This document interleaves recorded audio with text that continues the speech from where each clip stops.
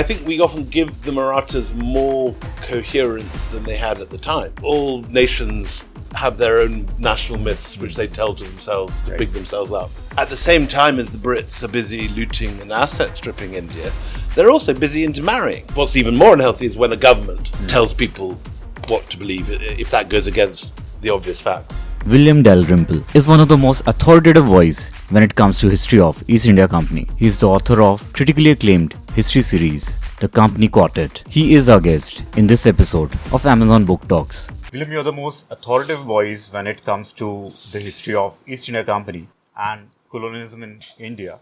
So what I wanted to ask is, where does this fascination with this part of history actually started? Well, it's very kind of you to say that. There are, of course, many historians working on this period, and I'm sure there are many others who would like to would regard themselves as the final word. But certainly I've been working on this period for 20 years. And the reason I am so excited by it is that it is the period that is neither the very familiar world of the High Mughals, Shah Jahan, Aurangzeb, all that stuff, nor is it the High Raj. It's not Curzon, Kipling, and all that stuff. It's this strange period in between the two that's much less familiar. And the characters we know much less about, although some of them are quite famous, like Robert Clive, who in the old days, certainly in Britain, was taught to every school child as Clive of India. And here is, obviously a hate figure and for a variety of very good reasons. Yeah. And it's this in-between world, and it's an extraordinary period because it's so full of surprises. It doesn't behave according to expectation or stereotype. So, for example, at the same time as the Brits are busy looting and asset stripping India, they're also busy intermarrying. And 1/3 of East India Company men are married to Indian women or have Indian girlfriends or certainly are leaving their goods to Indians in their wills, which is the way I measure it. Yeah. That isn't what we're taught in our school books.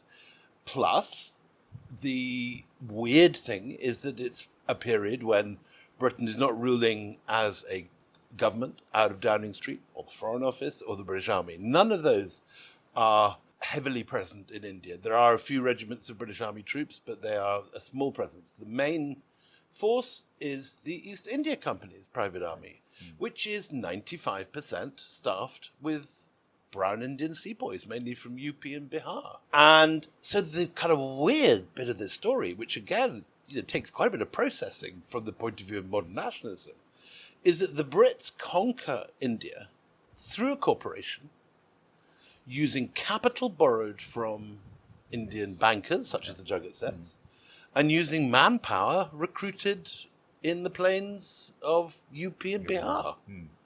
And to a modern audience, that's just weird.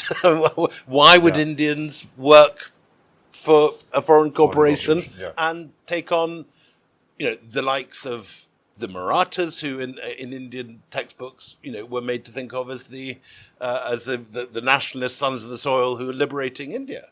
And yet the reality is that these guys sign up, they fight to the death, many die, and that the bankers frankly prefer to lend to the corporation. Why? Because the bankers are financiers, the corporation understands contracts. And while if you're dealing with some heroic warlord, you might get strung upside down if you ask for your money back. With the corporation, they might asset loot, they might rape, loot, pillage, but they know about commercial contracts. They know their credibility as a company. Right. Depends on paying up on time with interest.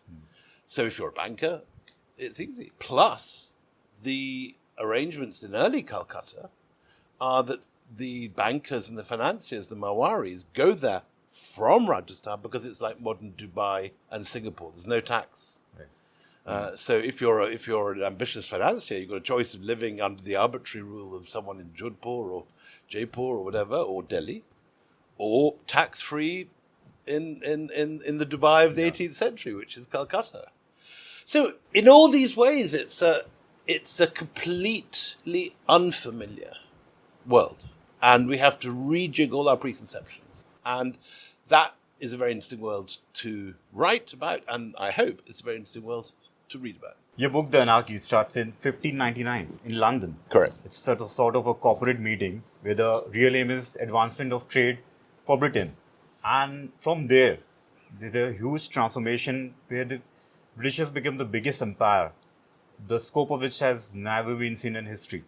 So, was anyone in that room actually expecting this to happen? No, I mean, I think it's very easy to read history backwards and to know that, by the time of Queen Victoria, the British Empire was this enormous thing that ruled the waves and the sun never set, and so on and so forth.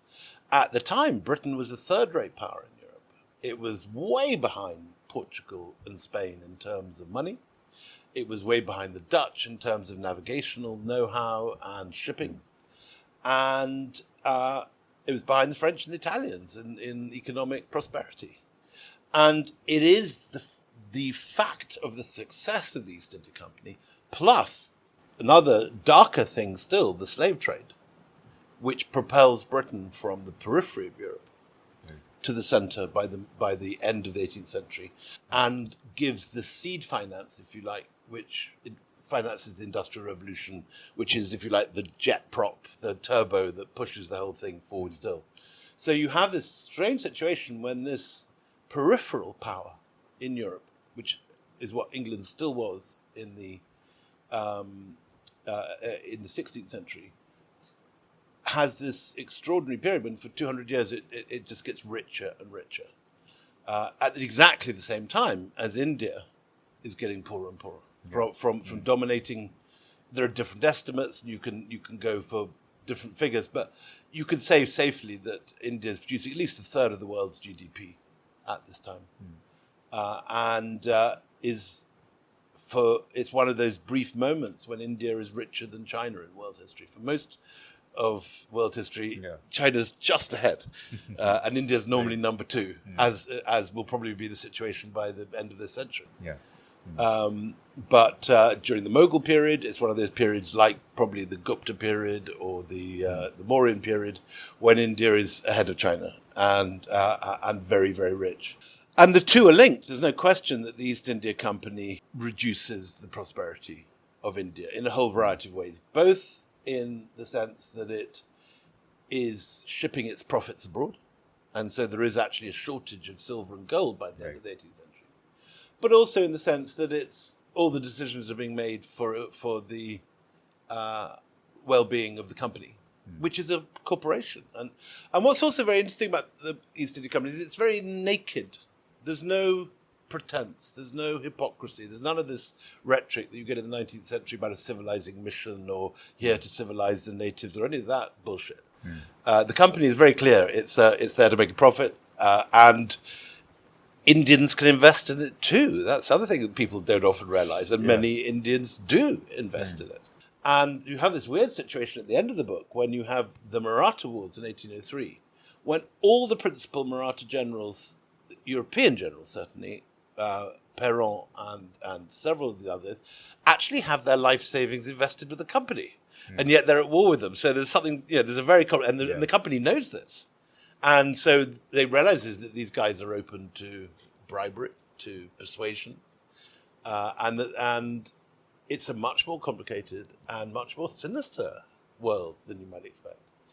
And it's also a world which, I mean, on this table here, we've got the 4 books of the Company Quartet. I've been writing these for 20 years now.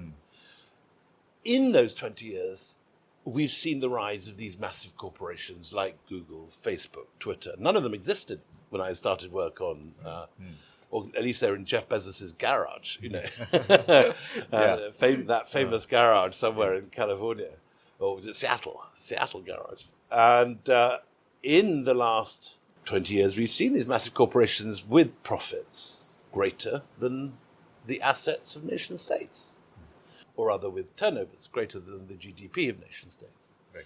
And so we're back in a world, in a sense, where corporations can often call the shots over governments. And if governments mess corporations around, they can just go elsewhere. And there's a moment very early in my book when the Mughal governor of the Carnatic, the Arcot Nawab, comes to Madras, surrounds it with his cavalry and artillery and demands tax, and says, if you don't pay up, we will massacre you. And I think it was entirely true that the company had not been paying tax, and it was withholding payments. And they expect the company to send out an army. They send out one man, who's an Italian, in fact, called Nicholas Manucci, who knows good Persian and is a historian himself. But he says simply, look, you can bomb this city flat, you can take all the women, you can burn down the warehouses and kill us all. But the profits will go next time further up the coast to Bengal or to Bombay, and they won't come back here. If you allow us to prosper, your weavers are doing well, your fishermen are doing well. We are creating prosperity for your realm, sir. So don't be an idiot. And he does withdraw. And this is the same argument that big corporations today can make to governments. So there is this strange sensation, while I've been writing these 4 books, that in a sense, history isn't repeating itself. Because, the largest corporation, Google or whatever, does not have a private army like the East India Company does. Right. But there is a sensation in which there's much that is actually strangely familiar about the rule of a very large corporation and the way that it can tell governments to back down. So often these things are taught in national terms, as stories of, the British talk Plassey as a moment of national glory, and the nationalist historians here write about the Marathas with the same sense of pride. But if you look at it objectively and neutrally, it's an extraordinary story. Just the sheer strangeness of it is so striking. And the further, in a sense, I recede from writing these books, the stranger it becomes. How on earth did a company based in one small office with 5 windows, just that, smaller than this house in many ways.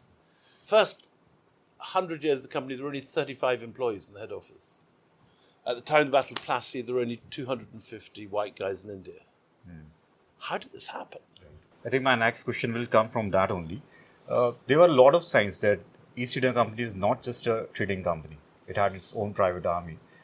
In the time of Aurangzeb, at least, there were signs that they were trying to build their own army. They're trying to overrule the Mughals itself.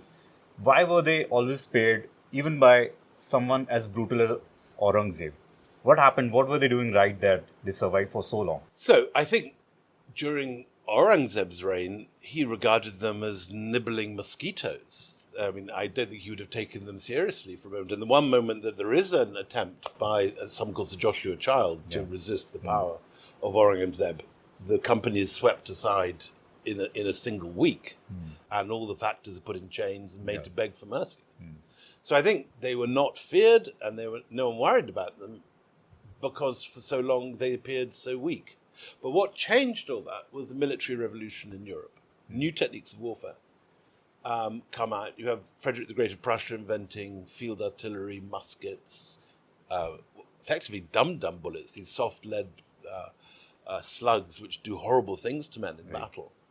And infantry squares and 18th century ballistics. All these things happen.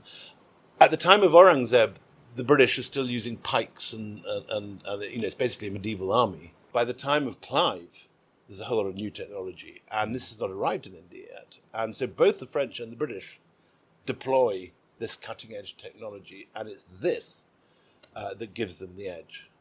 And you're right, when the companies, French and English, realize their power, they have a period of about 30 years when they can do more or less what they like. One of the major reasons for the fall of Mughal Empire is the arrival of the European powers, like the French and the English itself. But if the English were not here, it's also true that the Mughal Empire was in its end phase. So is it true that if the European powers would have not come, Mughals were already at the end of the years? I would disagree with you. The Mughal Empire collapses very quickly after 1707, the death of Aurangzeb, and as the Mughals fight among themselves, and then you have not just the Marathas coming up from the hills of the Deccan, but you also have the Jats in the Doab, you have the Sikhs in the Punjab. All these different new powers are rising up. I think the Mughals were effectively puppets already by the time that Plassey is fought and the company begins to be a military threat. So I don't think the company is responsible for the fall of the Mughals. There are many other more complicated forces, and that's a whole different board game, of which, of course, the Marathas are an important and central part of the story. What the company does do is that even more than the Marathas, it takes advantage of that collapse. Because what you've got, under the Mughals, India has been not quite completely unified because you've got little areas that have always been non-Mughal, but nonetheless a pretty good central government control of not just modern India, but modern Pakistan, modern Bangladesh, and one often forgets modern Afghanistan. Kabul was one of the main centres of Mughal rule.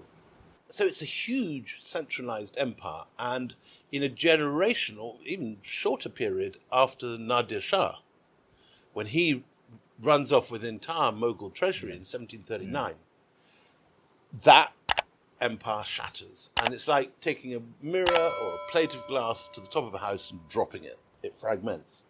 So what the East India Company is fighting is not a unified nation of 1 million people in arms with a centralized government. Right. It's a tiny fragmented patchwork. Although I know it's a question of alternate history, but who do you think would have ruled if the English would have not come? Well, I think the Marathas obviously were ruling a huge amount of India already before the company appears. But again, I think we often give the Marathas more coherence than they had at the time. One historian has said they resembled more a bag of ferrets than a coherent coalition. And one of the features in this period, which I'm talking now late 18th century, early 19th century, is the divisions between the different Maratha powers and the rivalries between, say, the Holkars and the Scindias. And there's this crucial moment at the end of the Anarchy when Lord Wellesley, the Governor General, is trying to defeat the Marathas. And he simply doesn't have enough troops if Scindia and Holkar join forces and form a united front. But at the last minute, they decide not to. Why? Because Lord Wellesley has captured a letter whereby Holkar says we'll turn on Scindia after this, delivers it to Scindia. And Scindia is about to join the camp and they're about to form a united army. And this letter arrives just at the right time or wrong time, depending on which side you're on. And that unification of the Maratha forces never happens. And he's able to pick them off one by one. Had that not happened, you could have had a very different, because the Maratha forces in the late 18th century with these amazing artillery battalions trained up by General de Boyne and under French leadership with the latest technology were the most formidable forces. There's one extraordinary battle when there's an amazing company cavalry charge and they capture the Maratha cannons. And then they carry on along the battlefield. And just as they're riding forward, the Maratha troops who've been playing dead just get up, turn their guns around and start firing on them from behind. And they have to go back and fight them a second time. And so these guys were very canny, very clever, and very formidable. So yes, the immediate answer would have been the Marathas, but whether the Marathas would have formed a unified state is a different question. Then, of course, there's the French, because the French had the same new technology that the British had. It's quite likely that if the British had been knocked out of the picture, the French company would have followed a similar trajectory, as French colonialism did elsewhere in the world. It has been more than 75 years since India's independence, and the Britishers have left India. But people are still interested in knowing this history, this part of history, by other mediums as well, not just by books, by podcasts, by TV series, by films. Why do you think this part of history, the colonial history and the history of India, when the English came in India, is still relevant to the young generation, especially the young Indians and young Britishers? I think it's not taught to either in their schools properly. Okay. And over again, I've got this podcast called Empire, which now gets something like 6 million downloads a month. It's extraordinary. About a third here in India, but also in Britain and in America and Australia. And it's properly multinational. And the stuff we get on Twitter over and over again is, we've never heard this in our schools. Why wouldn't we taught this? I think particularly from the Brits. The Brits, I don't think any Indians understand how little the British Empire is taught in British schools. Right. It's a kind of weird elephant in the room that's simply not addressed because it's gone. it's no longer that. But the version of history the British are taught is often this sort of make-believe world where they're always on the side of right, and so they liberate the slaves, they fight the Nazis, and democracy and freedom win. And I mean, all nations have their own national myths which they tell to themselves to big themselves up. It's not just the British. I think there are a great variety of myths in any country, but I think telling it straight. Also, the podcast is quite a nicely balanced one in that I've got Anita Anand is my partner on it. Right. She is an Indian Punjabi based in London. I'm a Brit based here in Delhi, and in that dissonance of views, and we get, I think, a measure of balance. And we've had some great guests this week. Manu Pillai, who's one of the great authors here, talking about Malakamba, for example, in the Empire podcast this week. So it's a great subject. It's not taught properly in schools. It's fascinating, and people want to know about it because more than anything, it formed the world we live in now. And yet, for different reasons, I don't think any country gives it the prominence in history lessons that it should do. I think history is going through a very interesting moment in India too. There's been, I don't think there's any question that it's true that Marxist understanding of history dominated a lot of Indian university departments much later than it did anywhere else in the world. I mean, there were no shortage of Marxist historians in Britain in the 50s and 60s, but by the time I went to college in the 80s, they'd pretty well been, they were eccentric creatures who were often interesting, but they were definitely a minority. But when I first came here in the 80s and 90s, you still had most historians teaching Marxist history, which was simply way out of date by then. So I think it's not surprising that there's been a reaction, and I have no problem with the rewriting of history, and it's useful and it's healthy for every generation to look at history afresh and judge it. But it's got to be done from primary sources in an organized and realistic manner. You can't just go as a nationalist and say, we won that battle. We defeated them. Yeah. If it's not true, if there's no evidence, or if there's only one minor source that pretends it from one side. History is more complicated than that. You've got to look at the different sources, and you've got to be like a judge. You've got to sit. When a trial takes place, a judge will hear different witnesses give different versions of their story, and the judge and the jury have to make up their mind about what's the likely course of events that actually happened, which is probably somewhere in between the different versions of the protagonist. The historian is like that. You have a variety of sources which have different degrees of credibility. Some are eyewitnesses, some are writing a generation later, sometimes they're writing 100, 200 years later. And there could have been any number of errors creeping into the story by that stage. So you've got to carefully weigh up the evidence. And it's not enough just to thump your chest and say, my religion or my people were right and we defeated everyone. You have to do it in a coherent, scholarly, and it takes work. You have to go into the archives, you have to learn different languages, you have to go and the Company Quartet uses a whole variety of, particularly Persian, which was of the dominant language in a lot of courts in the 18th century. Now, virtually no one here reads these things. And I worked for 20 years with a wonderful scholar called Bruce Wannell, who was one of the leading scholars of Mughal and Indian Persian, which is slightly different from, obviously, from the Persian spoken in modern Iran. It's a different language with a lot of Hindustani and other regional languages in it.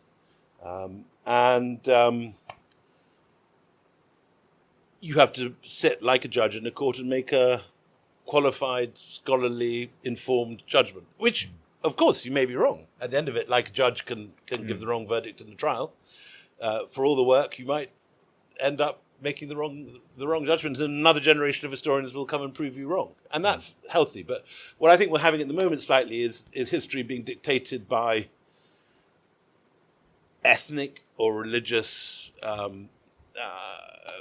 preference, and that's been unhealthy. And it's what's even more unhealthy is when a government tells people what to believe, if that goes against the obvious facts. And so, for example, when the decision to leave the Mughals off whichever class textbooks it was, class 12, I think, was taken, to me, I can understand why people may not like this history, but it's history that happened. Right. And you have to come to terms with it. And it's slightly like saying, I don't like Chanakya Puri. I'm just going to leave it off the map of Delhi. Or, I really, really hate Joburg. And, or maybe, wipe Defence Colony off the map. And the reality is that people are going to pass through it and they're going to get lost if they don't have a map. The same is true with history. If you don't understand where you've come from, if you don't actually understand the nuances and the subtleties of how you got to a place, you can never really understand where you are. And that's the point of studying history.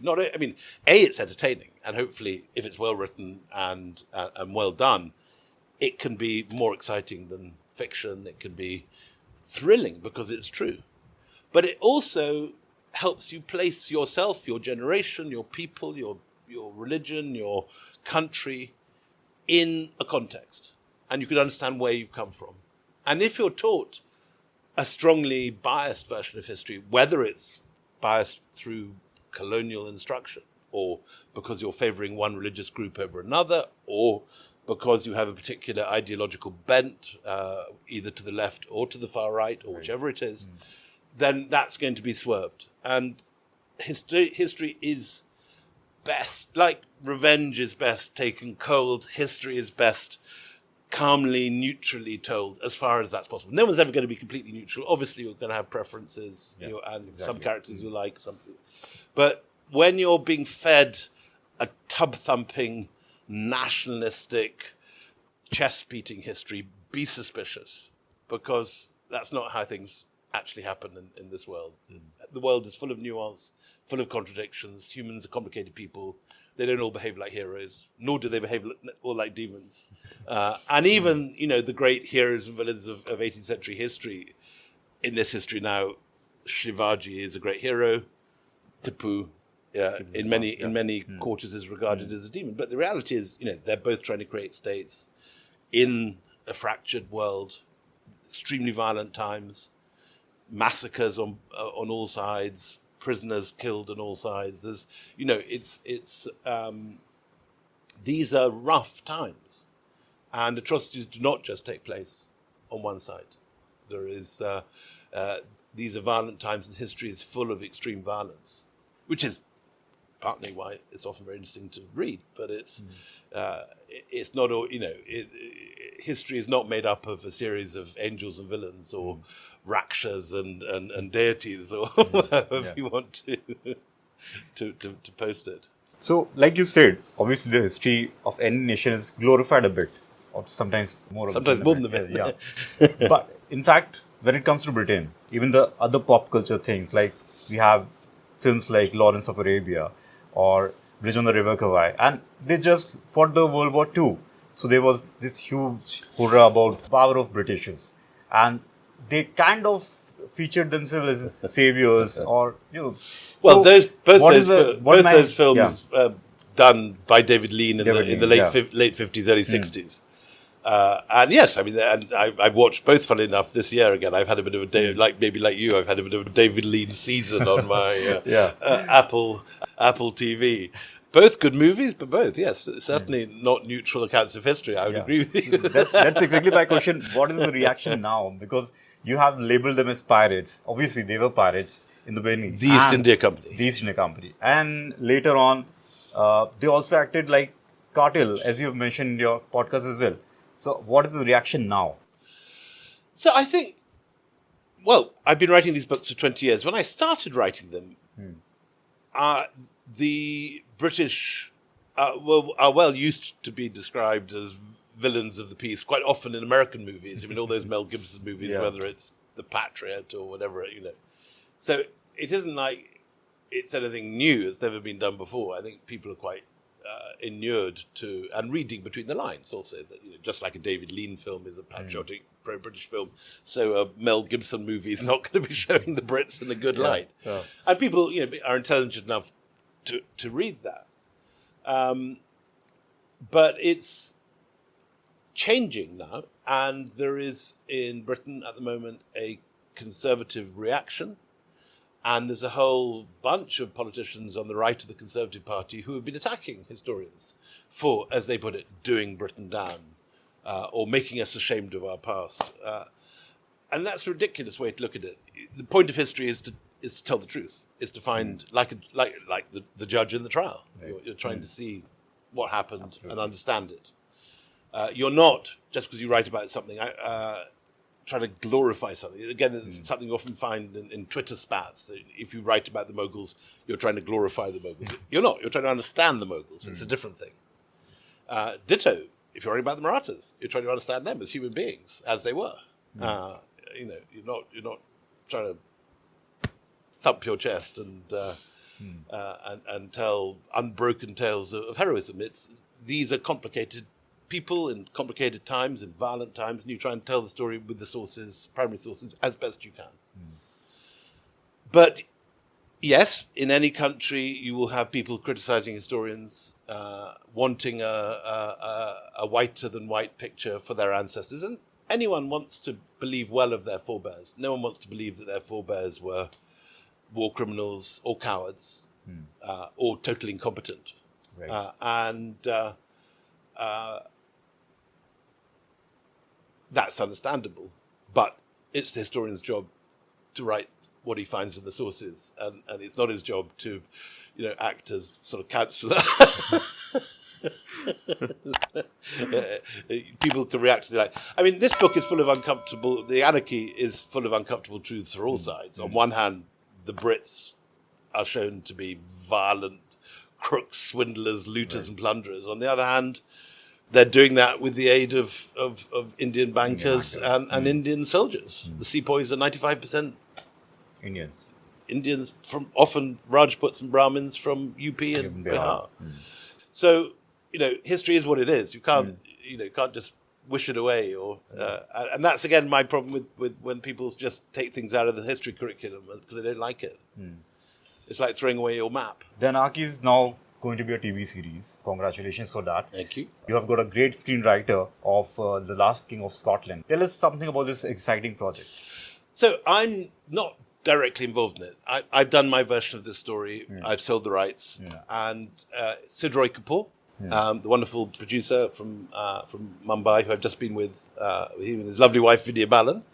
I've just been hanging out with them talking about this project last weekend, actually. It's an interesting moment because it's trying to tell this story from both sides. It's got a British screenwriter, it's got Indian producer, probably an Indian director, have a lot of Indian actors, have some Brits too.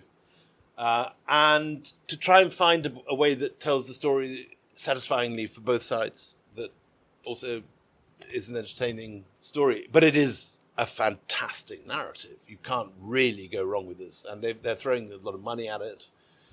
We've got some great people involved. So I'm very excited. But it's not my project. It's Jeremy's and Sid's. I'm happy to advise and we'll be looking forward to it.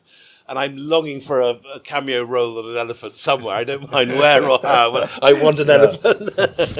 In some battle. But and I think it's happening. That Sid told me that the pilot script is nearly completed, and they're going to be filming soon. So can't wait to watch. Let's see. I think there are a lot of fans who are waiting to watch.